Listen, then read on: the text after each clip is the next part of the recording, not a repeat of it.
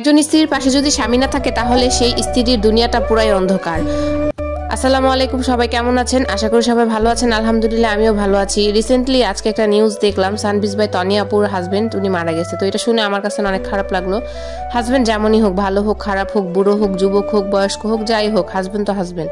একটা মেয়ের মাথার উপর যতটা পরিমাণ ছায়া থাকে হাজবেন্ড থাকলে, আর যদি হাজবেন্ড না থাকে তখন কিন্তু ওই ছায়াটা সরে যায়। তখন ওই মেয়েটাকে সবাই কথা শোনাতে পারে, যে যা খুশি বলতে পারে, তার কোথাও গেলে সম্মান পাওয়া যায় না মানে এক কথায় বলতে তার দুনিয়ার মধ্যে তেমন কিছুই থাকে না। বিয়ের আগে বাবা মার বাসায় থাকে, বাবা মা সবকিছুই কিন্তু একদম সব দায়িত্ব সবকিছু বাবা মার থাকে। আর বিয়ের পর দেখবেন যে বাবা মার কিন্তু ওই পরিমাণ দায়িত্ব থাকে না, যে পরিমাণ দায়িত্ব একটা হাজবেন্ডের থাকে। আর একটা হাজবেন্ড যদি একটা ওয়াইফের পাশে থাকে তাহলে দেখবেন তাকে কেউ কিছু বলার কখনো সুযোগ পায় না। আর যদি হাজবেন্ড না থাকে তাহলে তাকে সমাজের প্রত্যেকটা মানুষ, আত্মীয় স্বজন থেকে শুরু করে সবার কাছে অনেক অনেক কথা শুনতে হয়। সবার কাছে কারো কাছে সম্মানও পাওয়া যায় না। কথা কিন্তু বাস্তব কথা। আমাদের সমাজে যারা ডিভোর্সি নারী তাদের কথাই বলি, তাদেরকে তো সমাজ একদম নিম্ন চোখে, মানে কি চোখে যে দেখা হয় সেটা তো তারাই ভালো বুঝে। তবে আমরা কিন্তু ডিভোর্সি নারীকেও অনেক খারাপ চোখে দেখে থাকি। আর যার হাজবেন্ড নাই, মারা গেছে, তার তো অবস্থা আরও খারাপ। তাকেও সবাই কথা শোনাতে ব্যস্ত থাকে। আমাদের সমাজ, আমাদের দুনিয়ার ব্যবস্থাটাই এমন। যাই হোক, সানবিজ বাই তনিয়া আপুর জন্য অনেক খারাপ লাগতেছে।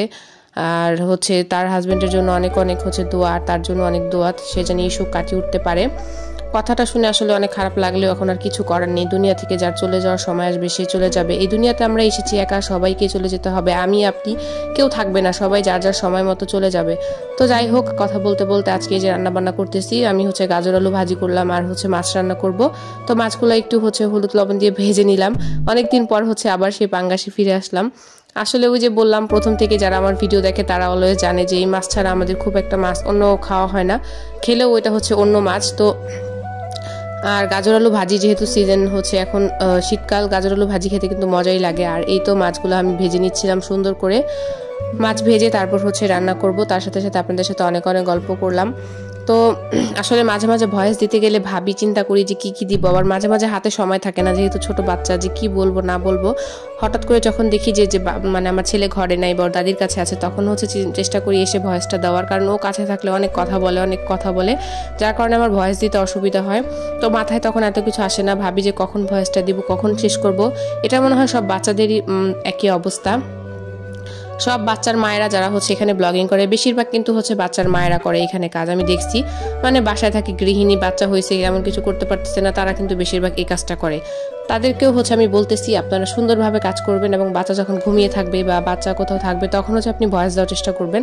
কারণ বাচ্চার সামনে থাকলে দেখা যায় যে আমরা ভয়েস দিতে পারি না, অনেক আওয়াজ আসে, অনেক কিছু শোনা যায়। খুব সুন্দরভাবে কাজ করবেন, তাহলে দেখবেন আপনার কাজটা অনেক সুন্দর হবে এবং সামনে আপনি এগিয়ে যেতে পারবেন। আর নতুনদের জন্য কিছু টিপস আজকে বলি।